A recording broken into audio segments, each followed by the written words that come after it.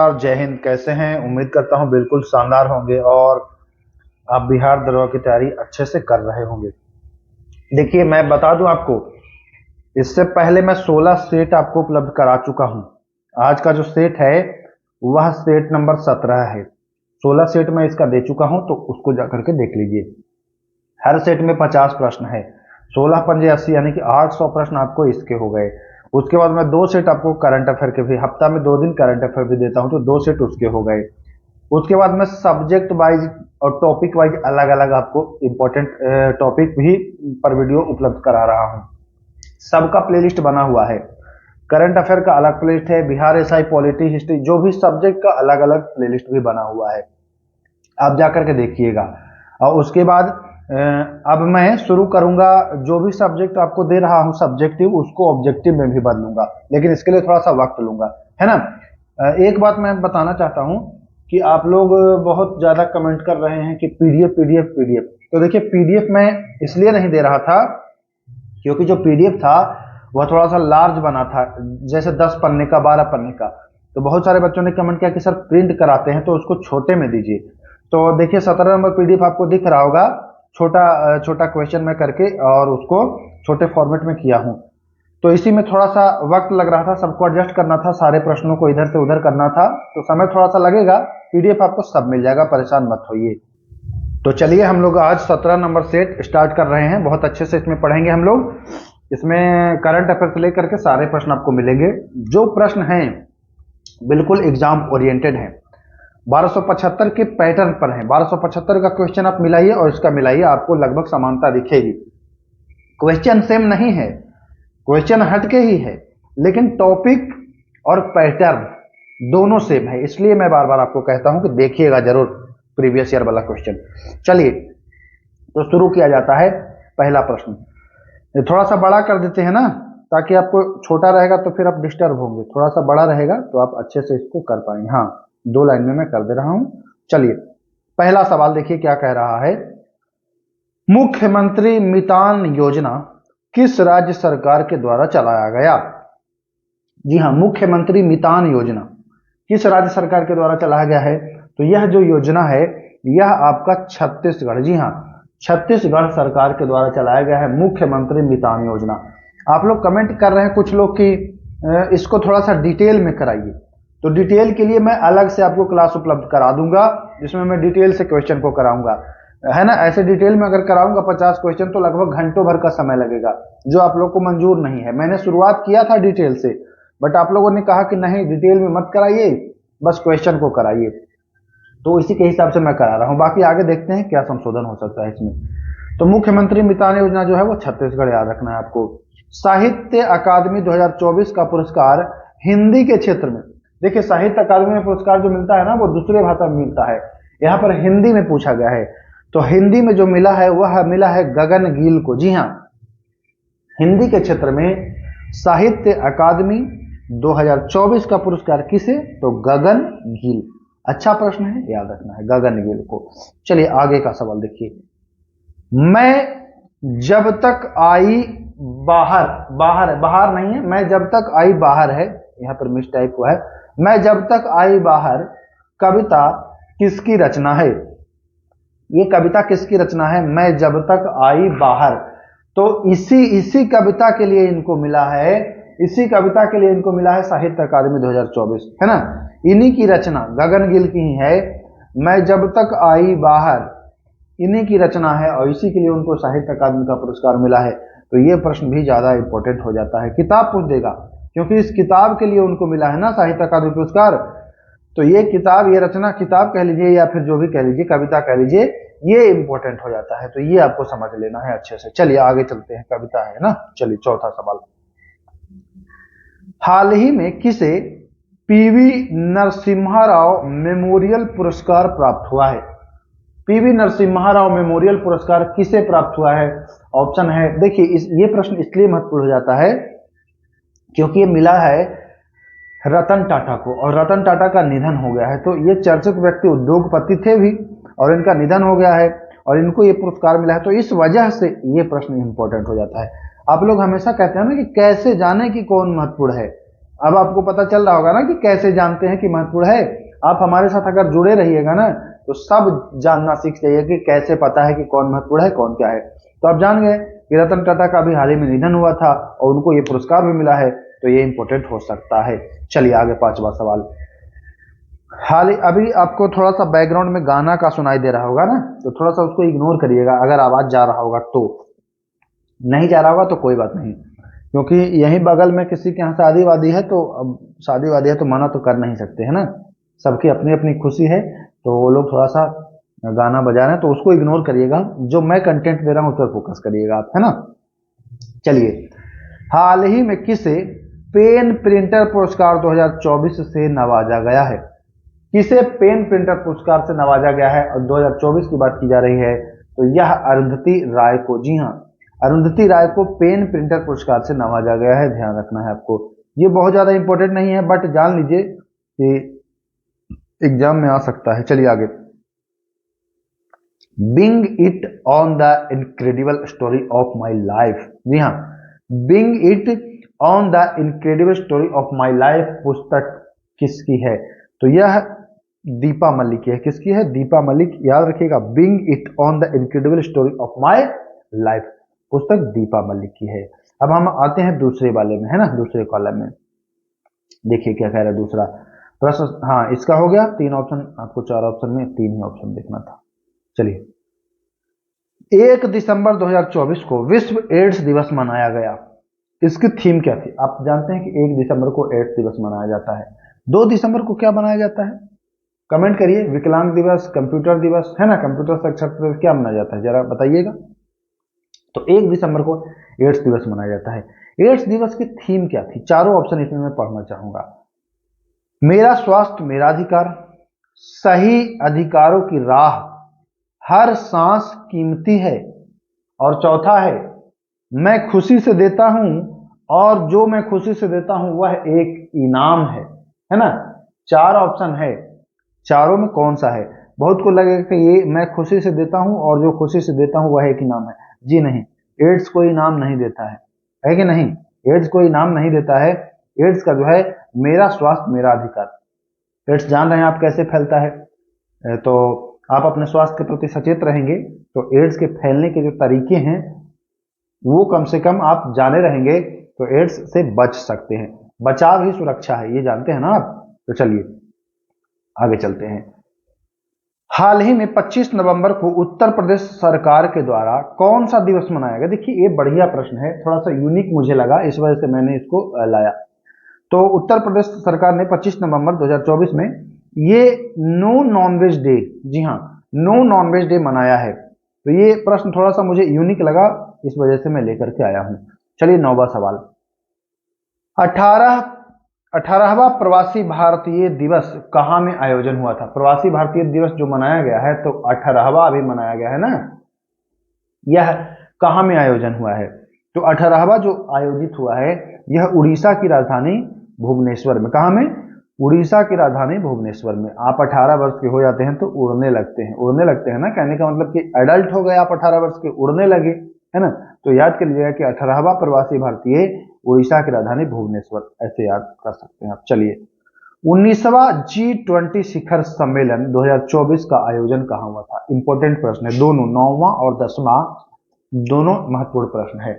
19वां G20 शिखर सम्मेलन जो 2024 में हुआ वह आपके ब्राजील में हुआ था। कहां में हुआ था?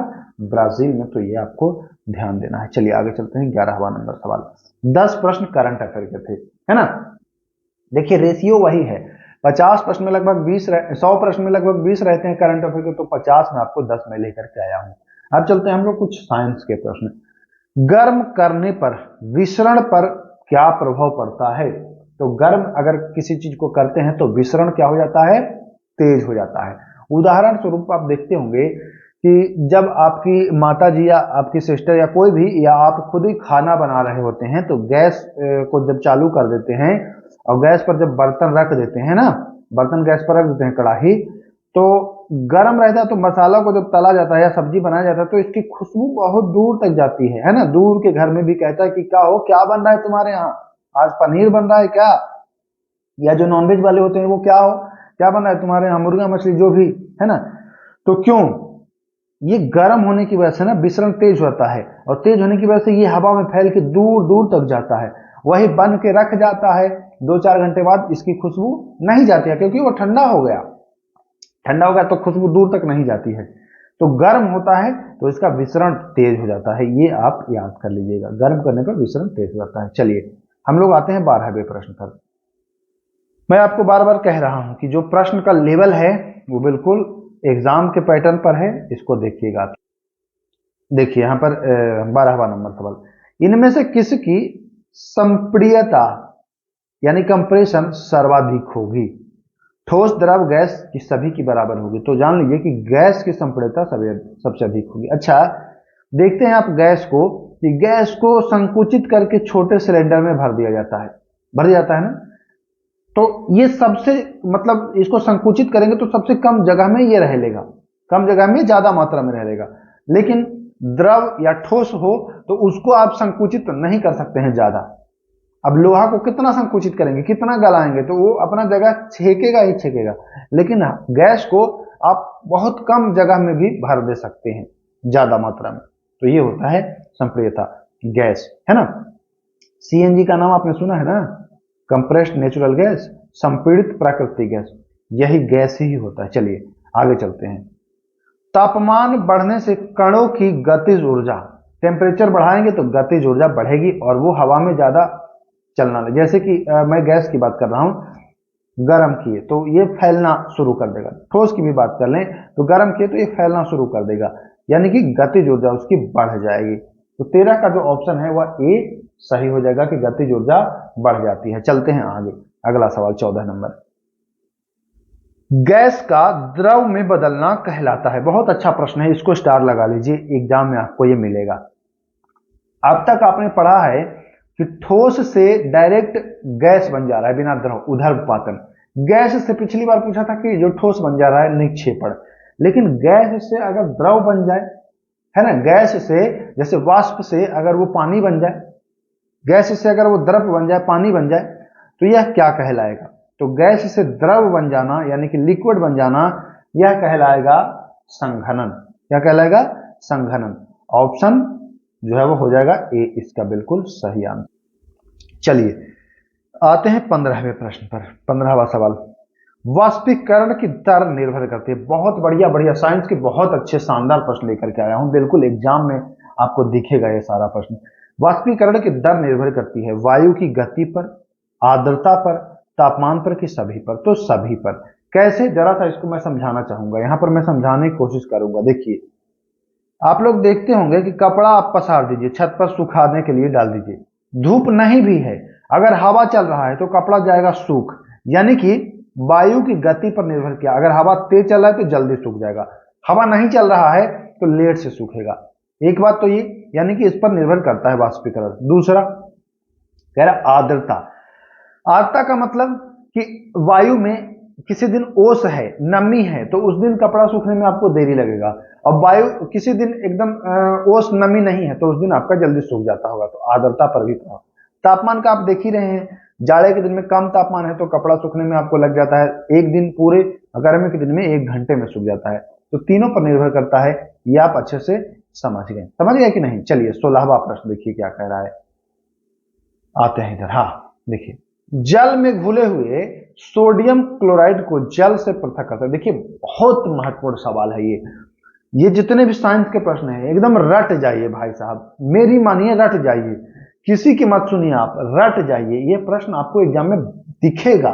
ऐसे ही प्रश्न बिहार दरोगा के, खास करके जो प्रश्न मैं दे रहा हूं ना, ये बिहार दरोगा के लिए ही मतलब डिजाइन किया हूं।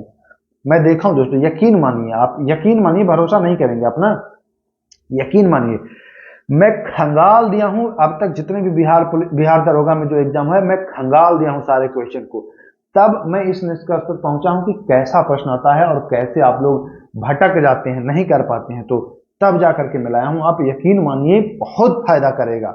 बाकी मानना आपको है भैया, अगर नहीं मानेंगे तो ठीक है, फिर आगे आपको ही दिक्कत होगी। चलिए, जल में घुले हुए सोडियम क्लोराइड को जल से पृथक करते हैं। सोडियम क्लोराइड यानी साधारण नमक, ये प्रश्न मैं पहले भी आपको कराया हूं, है ना। ये प्रश्न दूसरी बार आ गया है। तो जल में घुले हुए सोडियम क्लोराइड को जल से कैसे पृथक करते हैं? तो देखिए यहाँ वशीकरण नहीं है, वाष्पीकरण। प्रश्न वही कॉपी हो गया है, तो इसको देखिएगा, वाष्पीकरण के माध्यम से, आसवन के माध्यम से या दोनों से। तो दोनों विधि से इसको आप अलग कर सकते हैं। तो ये भी अच्छा सवाल है 16 का। चलिए 17वां का, पीतल में जिंक और कॉपर का अनुपात होता है। आपको पता है कि पीतल में जिंक भी होता है और तांबा भी होता है, कॉपर भी होता है कि नहीं? इनका अनुपात क्या होता है पीतल में भाई? तो जिंक और कॉपर का जो अनुपात होता है वह होता है 3:7। जी हाँ, 3 यानी कि 3 भाग जस्ता, और कॉपर जो होता है वह 7 भाग होता है ना? तो ये होता है इसका रेशियो। चलिए, टिंचर आयोडीन में विलायक के रूप में, प्रश्न थोड़ा सा देखिए, कुछ प्रश्न आपको एक आध लगेगा कि सेम है, लेकिन लैंग्वेज थोड़ा सा चेंज है, लैंग्वेज पर भी ध्यान देना है आपको। तो टिंचर आयोडीन जो कह रहा है, इसमें विलायक के रूप में क्या कार्य करता है? दो होता है ना, एक विलेय होता है और एक होता है विलायक। तो विलायक के रूप में कौन कार्य करता है, ये आपको जानना है। विलायक के रूप में काम करता है आपका एल्कोहल। विलायक का मतलब कि क्या? जैसे ये पानी है, ठीक, इसमें पानी भरा हुआ है और ये चीनी 4 दाना डाल दिए, तो इसमें विलायक क्या है? पानी है। ये पानी जो है विलायक है, और जो चीनी है वो विलेय है। तो टिंचर आयोडीन में विलायक का काम करता है एल्कोहल, और विलेय हो जाएगा आपका आयोडीन। कॉन्सेप्ट याद रखिएगा तो दिक्कत आपको नहीं होने वाली है। चलिए आते हैं, इनमें से किसने निश्चित अनुपात का नियम दिया था? वेरी वेरी इंपॉर्टेंट प्रश्न है। आप क्वेश्चन देख रहे होंगे तो आपको खुद ही समझ में आ रहा होगा। तो निश्चित अनुपात का जो नियम था वो प्राउस्ट ने दिया था। किसने दिया था? प्राउस्ट ने दिया था। अच्छा सवाल है, आगे चलें। चलिए भैया 20वां सवाल, बहुत लंबा सवाल है क्या ये? चलिए 20वां सवाल को मैं छोटा कर देता हूं। हाँ, इतना मैं कर देता हूं, ठीक। यह है किसने, फुल स्क्रीन में देखिएगा, वीडियो को फुल स्क्रीन में देखिएगा तब आपको अच्छे से दिखाई देगा, या जूम भी कर लीजिएगा, यूट्यूब में जूम करने का ऑप्शन है, आप कितना भी जूम कर सकते हैं। यह किसने प्रतिपादित किया कि यदि हम पदार्थ को विभाजित करते जाएं तो हमें छोटे छोटे कण प्राप्त होते जाएंगे, अंत में एक सीमा आएगी जब प्राप्त कण को पुनः विभाजित नहीं किया जा सकता है। कह रहा है कि यदि हम पदार्थ को विभाजित करना शुरू करें, जैसे कि इतना बड़ा कोई पदार्थ है, इसको विभाजित मतलब काटना शुरू करे, छोटा छोटा करना शुरू करें, है ना? तो एक समय ऐसा आएगा जब हम उसको विभाजित नहीं कर सकते हैं, है ना? यह किसने कहा था? यह किसने कहा था भैया? तो यह कहा था आपके कनाद ने। किसने? कनाद ने कहा था। ध्यान दीजिएगा, 20 का ऑप्शन 20 सही हो जाएगा। अच्छा सवाल है। 21वां प्रश्न, 21वां प्रश्न भी बहुत इंपॉर्टेंट है, अक्सर एग्जाम में यह प्रश्न आ जाता है। समस्थानिक कहलाते हैं। समस्थानिक कौन कहलाते हैं भैया? समस्थानिक का मतलब क्या? समस्थानिक का मतलब सीधा जान लीजिए, परमाणु संख्या समान। जी हाँ, परमाणु संख्या बराबर, लेकिन द्रव्यमान संख्या जो है वो अलग हो। द्रव्यमान संख्या अलग हो और परमाणु संख्या समान हो तो उसको कह देंगे समस्थानिक, है ना? तो ये भी आपको ध्यान में रखना है। अब बात करते हैं कि हाइड्रोजन के कितने समस्थानिक? 1 2 3 की 4। तो हाइड्रोजन के जो समस्थानिक हैं वह हैं 3। कितने हैं? 3 हैं। तो यानी कि ऑप्शन नंबर सी बिल्कुल सही हो जाएगा। हाइड्रोजन के 3 समस्थानिक हैं। अच्छा सवाल है, याद आपको रखना पड़ेगा। चलिए आते हैं हम लोग 23 नंबर सवाल पर।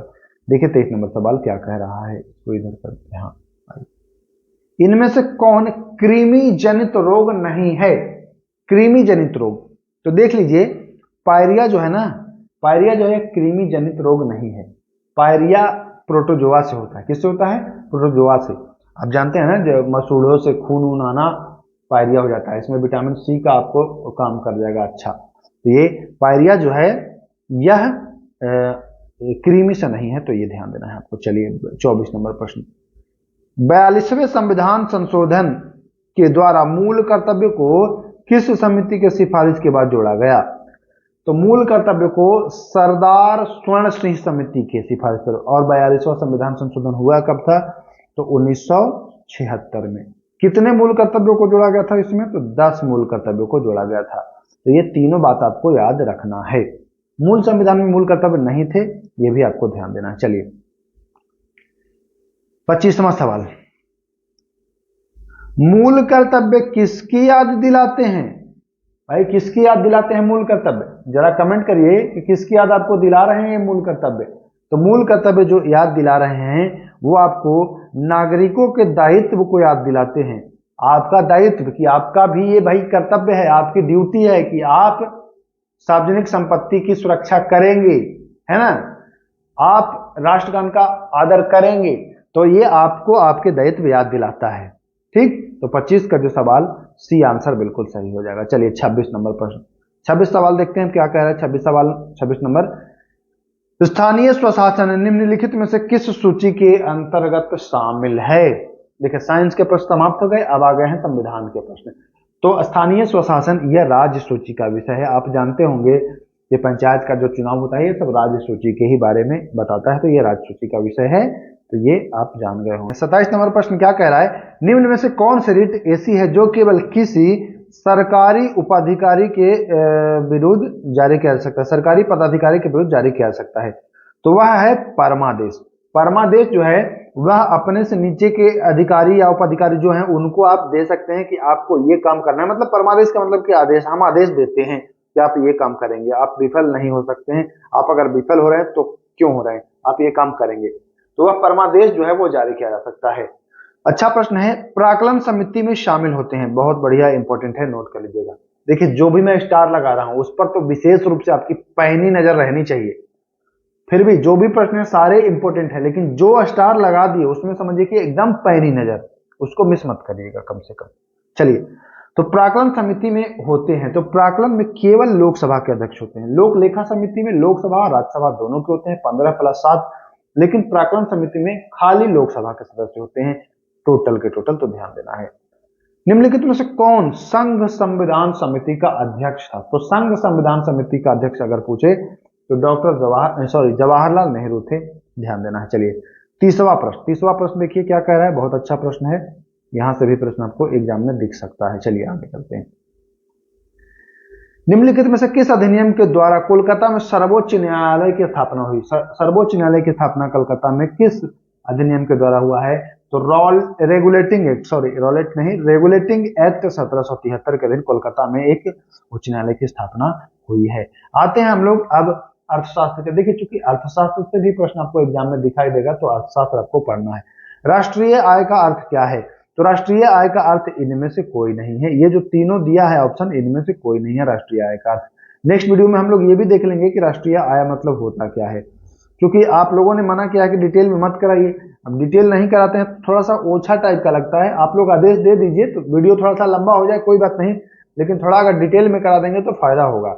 आप लोग आदेश दे दीजिए तो मैं डिटेल में कराऊंगा। बस आधे घंटे का वीडियो 20 मिनट और समय लगेगा, 50 मिनट में हो जाएगा, 50 क्वेश्चन 50 मिनट। एग्री हैं तो कमेंट करिएगा, नहीं तो फिर ऐसे ही चलने दीजिए। मिश्रित अर्थव्यवस्था से अभिप्राय है। मिश्रित अर्थव्यवस्था का मतलब क्या? मिश्रित का देखिए ऑप्शन बहुत अच्छा अच्छा सेट है। अर्थव्यवस्था में कृषि और उद्योग दोनों को अस्तित्व, सरकारी और निजी दोनों का अस्तित्व, अमीर और गरीब दोनों का अस्तित्व, छोटे और बड़े दोनों उद्योग का। तो मिश्रित अर्थव्यवस्था जो है वह सरकारी क्षेत्र और निजी क्षेत्र का अस्तित्व है, इसे ही मिश्रित अर्थव्यवस्था कहा जाता है। चलिए, आधुनिक अर्थशास्त्र का जनक तो एडम स्मिथ को आप लोग जानते ही हैं, ऑप्शन नंबर ए इसका सही हो जाएगा। आधुनिक अर्थशास्त्र का जनक एडम स्मिथ का। चलिए आगे चलते हैं। निम्न में से कौन प्रत्यक्ष कर का उदाहरण नहीं है? प्रत्यक्ष कर का उदाहरण नहीं है मतलब अप्रत्यक्ष। प्रत्यक्ष का मतलब क्या, आपको पिछली वीडियो में बताए थे ना कि प्रत्यक्ष का मतलब कि आपसे डायरेक्ट सरकार ले रहा है टैक्स। विक्रय कर में आपसे सरकार नहीं लेता है टैक्स।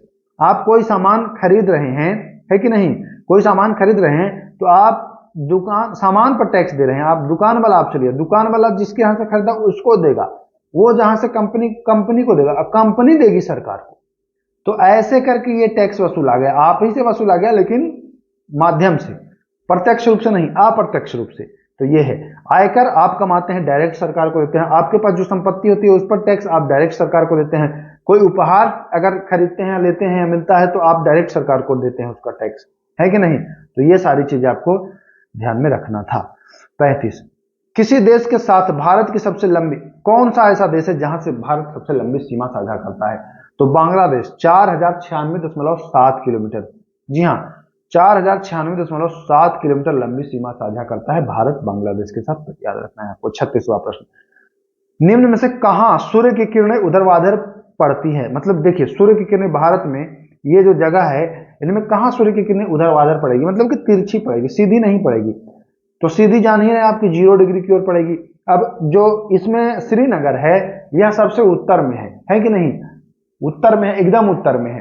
0 डिग्री क्या, 23, 24, 25 डिग्री के भी ऊपर है, 26 डिग्री के ऊपर है ना? तो यहां तक है जम्मू कश्मीर, 30 डिग्री के आसपास लगभग, समझ रहे हैं आप? 37 डिग्री भी कह सकते हैं, क्योंकि भारत की जो है 8 डिग्री 4 मिनट से 37 डिग्री, तो एकदम लगभग 37 डिग्री तक है। तो तिरछी कहां पड़ेगी? श्रीनगर में पड़ेगी। तो ये भी आपको ध्यान में रखना था। चलिए आगे चलते हैं। अच्छा सवाल है 37 नंबर, भारत का एकमात्र सक्रिय ज्वालामुखी बैरन द्वीप। बहुत अच्छा प्रश्न है ये। प्रश्न आपको 2-3 बार सेट में भेटाएगा, क्योंकि अच्छा एक चीज जानते हैं, मैं आपको 2-3 बार कुछ क्वेश्चन को क्यों लाता हूं, क्योंकि वो प्रश्न इजी टाइप का लगता है और गलत बहुत ज्यादा होता है बच्चों से, इसलिए कुछ क्वेश्चन को मैं बार बार लाता हूं सेट में, कि चलो 2 बार 3 बार आप देखोगे तो याद तो होगा ही होगा। चलिए, तो भारत का एकमात्र सक्रिय ज्वालामुखी बैरन द्वीप, यह अंडमान द्वीप समूह में, कहां में है? अंडमान द्वीप समूह में। तो इसका ए आंसर सही हो जाएगा। नल्ला मल्ला पहाड़ी या नल्ला मलाई पहाड़ी कह लीजिए, किस राज्य में स्थित है? तो यह जो है वह आंध्रा में, कहां में है? आंध्र प्रदेश में है। तो सी ऑप्शन इसका सही हो जाता है। आगे चलते हैं हम लोग 39 नंबर सवाल, पुरातन काल में हिमालय के स्थान पर कौन सा सागर विद्यमान था? अब बच्चे जानते हैं कि हिमालय के स्थान पर पहले टेथिस सागर था। जी हाँ, टेथिस सागर था, जहां आज हिमालय है वहां पहले टेथिस सागर था। चलिए 40, निम्न में से कौन सी मिट्टी चाय बागानों के लिए उपयुक्त है? चाय बागान अगर आप लगाना चाहते हैं तो कौन सी मिट्टी आपको अच्छा रहेगा? तो जान लीजिए कि अम्लीय मिट्टी चाय बागानों के लिए उपयुक्त माना जाता है। तो ये भी आपको ध्यान देना है। बांधवगढ़ राष्ट्रीय उद्यान किस राज्य में स्थित है? बांधवगढ़ राष्ट्रीय उद्यान, तो यह आपका मध्य प्रदेश में है। कहां में है? मध्य प्रदेश में है, बांधवगढ़ राष्ट्रीय उद्यान स्थित है। ये 42 नंबर को आप नोट कर लीजिएगा, इसको स्टार लगा लीजिए, बहुत अच्छा प्रश्न है। दांडेली वन्य जीव अभ्यारण्य किस राज्य में स्थित है? दांडेली वन्य जीव अभ्यारण्य जो है यह किस राज्य में है? 4 ऑप्शन है, ऑप्शन भी बढ़िया बढ़िया है, गुजरात, कर्नाटक, महाराष्ट्र और आंध्र प्रदेश। तो दांडेली वन्य जीव अभ्यारण्य जो है वह है कर्नाटक में। अच्छा सवाल है, ध्यान देना है। चलिए 43 नंबर सवाल, आप लोग कमेंट करते हैं कि पीडीएफ दीजिए, पीडीएफ दीजिए, पीडीएफ मिलेगा, जरा सा सब्र रखिए, पीडीएफ मिल जाएगा। पीडीएफ मैं बता दिया ना कि अभी तैयार हो रहा है, और कुछ क्वेश्चन जो आप लोगों के द्वारा कमेंट किए जाते हैं कि गलत है, तो उसको भी संशोधन किया जा रहा है। अच्छा, पिछली वीडियो में मैंने आपको एक क्वेश्चन थोड़ा सा बाय मिस्टेक हो गया था टाइप होने में, कि इनमें से कौन सती प्रथा का विरोध किया था, है ना? सती प्रथा खत्म करने का विरोध कर रहे थे वो, सती प्रथा का विरोध नहीं किया था उन्होंने। सती प्रथा का विरोध उन्होंने नहीं किया था। जो मैं ऑप्शन दिया था 4 ऑप्शन, उसमें जो राइट आंसर मैं बताया था वो राजा राम मोहन राय हो जाएगा, क्योंकि उसमें क्वेश्चन बदल गया है ना। सती प्रथा का विरोध, तो सती प्रथा का विरोध तो सब किए थे, राजा राम मोहन राय भी किए थे और किए थे, लेकिन एक जो क्या नाम था उसमें, राधा नाथ करके ऐसे ना, जो डी ऑप्शन में था, तो राधा कांत देव है ना, राधा कांत देव था। तो उसका आंसर एक्चुअली राधा कांत होना चाहिए था, बट क्वेश्चन ही एरर था। उस क्वेश्चन को मैं फिर से रिपीट कर दूंगा, दूसरे वीडियो में ले आऊंगा, परेशान ना होइए। चलिए 43 नंबर सवाल, ऋग्वेद में किस नदी को मातेत्मा, देवीत्मा एवं नदीत्मा कहा गया है? बहुत अच्छा प्रश्न है। तो यह किसको कहा गया है? आपको 4 ऑप्शन है, लेकिन आपको ऑप्शन जानने की जरूरत नहीं है, आप डायरेक्ट आंसर पर हमला करिए। वह है सरस्वती, नदियों में उत्तम या नदियों की मां, है ना, इसे ही कहा जाता था, सरस्वती को कहा जाता था। अच्छा सवाल है, अलार कलाम कौन थे?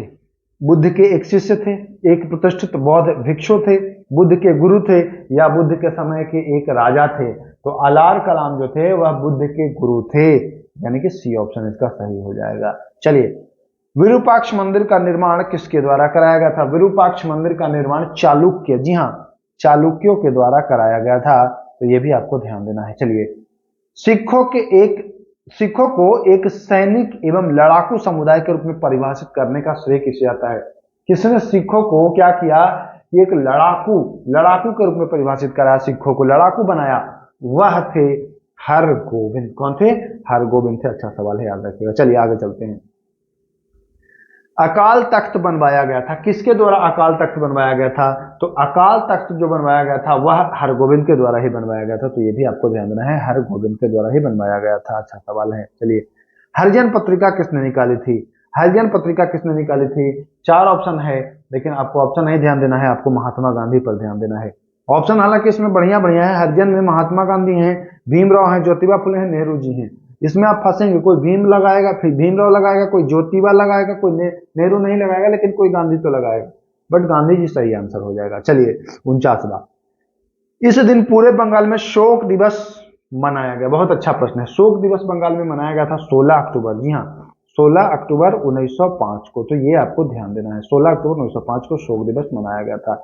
इनमें कौन, देखिए, इनमें कौन लगातार 6 वर्ष कांग्रेस के अध्यक्ष पद पर रहा है? अच्छा प्रश्न है, कौन लगातार 6 वर्ष रहा है? तो उनका नाम है अब्दुल कलाम आजाद। जी हाँ, अब्दुल कलाम आजाद। अच्छा, यहाँ पर आप देख रहे होंगे ये खाका ना, ये 50 क्वेश्चन है, इनके आंसर भरने के लिए ये खाका तैयार किया गया है। तो इसको थोड़ा सा समय हमको दीजिए, मैं सबका पीडीएफ दे दूंगा। सब में ये तैयार किया जा रहा है ना, इसीलिए तो समय लग रहा है। ये सब कुछ तैयार किया जा रहा है और क्वेश्चन जो एरर है उसको छाटा जा रहा है। थोड़ा सा वक्त दीजिए, मैं आपको प्रश्न जो भी है पीडीएफ सब दे दूंगा, उपलब्ध करा दूंगा। तो चलिए, आज के 50 प्रश्न देखिए आपने। कैसा लगा प्रश्न जरा कमेंट करिएगा, कैसा लगा प्रश्न जरा कमेंट करिएगा। और ये एक चीज और बताइए, हाँ, थोड़ा सा डिटेल में कराएं कि ऐसे ही कराएं? जैसा कहें कमेंट करेंगे वैसा मैं कराऊंगा। चलिए, आधा घंटा समय भी हो गया, वीडियो को अब समाप्त करते हैं।